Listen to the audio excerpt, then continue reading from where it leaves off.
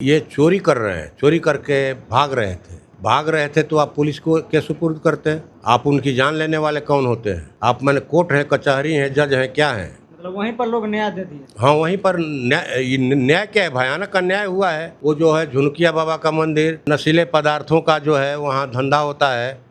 वहाँ गांजा, चरस, अफीम है, शराब सब कुछ मिलता है, देसी विदेशी सब कुछ। दलितों की राजनीति करते हैं और उनको तो जाना चाहिए, वहाँ जाना चाहिए। माननीय चिराग पासवान जी को जाना चाहिए, माननीय जीतन राम मांझी जी को जाना चाहिए। और ये तो केंद्र सरकार में पावरफुल पद पर हैं।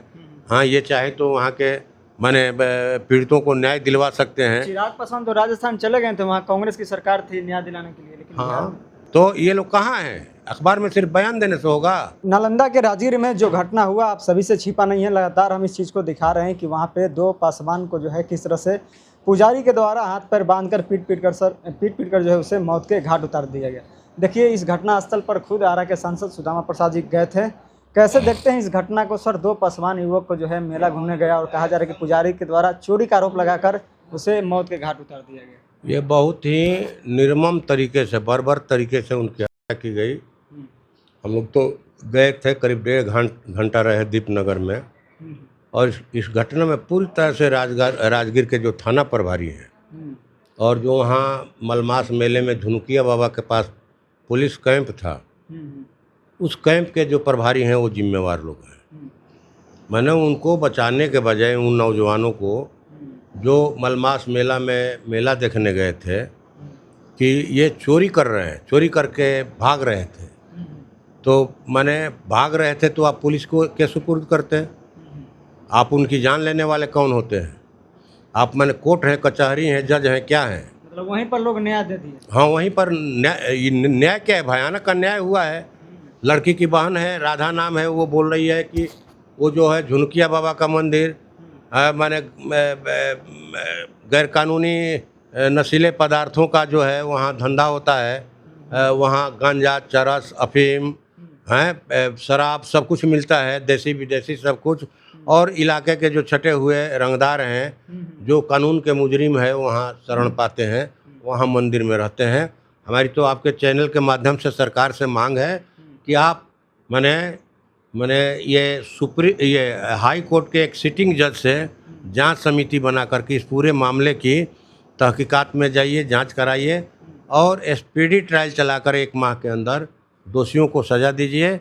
और ये प्रक्रिया चले उसके पहले जो है वहाँ के थाना प्रभारी को हटाइए थाना से, और कैंप प्रभारी जो लोग थे उनको सबको निलंबित कीजिए, अभी तत्काल निलंबित कीजिए।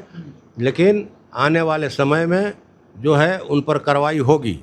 माने चूँकि उन लोगों ने बचाने का काम नहीं किया, और थाना प्रभारी भी जो अब बोल रहे हैं कि इलाज कराने के लिए लाए थे पीएमसीएच, जबकि उनकी मृत्यु वहीं हो गई थी। अगर वो जिंदा थे तो उनको सदर अस्पताल में ले जाते, बिहार शरीफ, उनको पावापुरी में ले जाते। आप ले आए यहाँ इलाज कराने के लिए, और दूसरे दिन 15 तारीख को जब उनके परिजन आए तो बोल रहे हैं कि आप क्या ये करेगा, ले जाओ यहाँ लाश दफना दो, मतलब घरे न जला दो। हाँ, जला दो, तो पूरा मामला रफा दफा हो जाए। अभी भी जो है मंदिर का मुख्य पुजारी जो है, जो हाथ पैर बांध करके उन नौजवानों को बेरहमी से, बर्बरता से पीट रहा था, पिटवा रहा था। हम लोग तो देखे मोटा मोटा बांस। लड़की बोल रही थी कि उनके पैर पर रख करके कूद रहे थे लोग, ठेहुना पर रख कर। जैसे मन हो से हाँ। तो कहाँ है ये लोग जो दलितों की राजनीति करते हैं? और उनको तो जाना चाहिए, वहाँ जाना चाहिए। माननीय चिराग पासवान जी को जाना चाहिए, माननीय जीतन राम मांझी जी को जाना चाहिए। और ये तो केंद्र सरकार में पावरफुल पद पर हैं। हाँ, ये चाहे तो वहाँ के माने पीड़ितों को न्याय दिलवा सकते हैं। चिराग पासवान तो राजस्थान चले गए थे, वहाँ कांग्रेस की सरकार थी न्याय दिलाने के लिए, लेकिन हाँ, तो यही एंगल है, जहाँ विपक्ष की सरकार रहेगी जाएंगे, जहाँ अपनी सरकार रहेगी नहीं जाएंगे। तो ये तो उचित नहीं है, दोहरा मापदंड तो नहीं होना चाहिए। हम लोग मांग कर रहे हैं कि इसकी न्यायिक जांच हो सिटिंग जज से, और माने राजगीर के थाना प्रभारी को हटाया जाए, कैंप प्रभारी को हटाया जाए, सबको अभी निलंबित कीजिए। और जो है 1 माह के अंदर स्पीडी ट्रायल चलाकर आप न्याय दीजिए। और जो झुनकिया बाबा का मंदिर है उसकी जांच करे पुलिस, और जो है झुनकिया बाबा मंदिर का जो मुख्य पुजारी है उसको गिरफ्तार किया जाए। है वही मुएन करता धरता है। और जो पीड़ित परिवार को यानी एक एक सरकारी नौकरी दोनों परिवारों को, 50 लाख का मुआवजा, और जो है माने सुरक्षा वहाँ पर दिया जाए।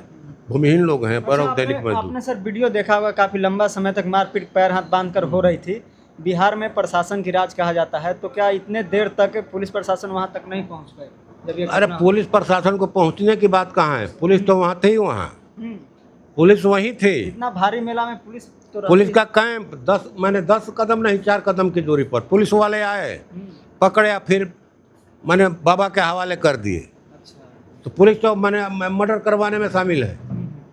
एक आखिरी सवाल लेंगे सर। जीतनराम मांझी कह रहे हैं कि अगर दलित आदिवासी को एनकाउंटर किया जाता है तो उसे नक्सली घोषित किया जाता है, कर दिया जाता है।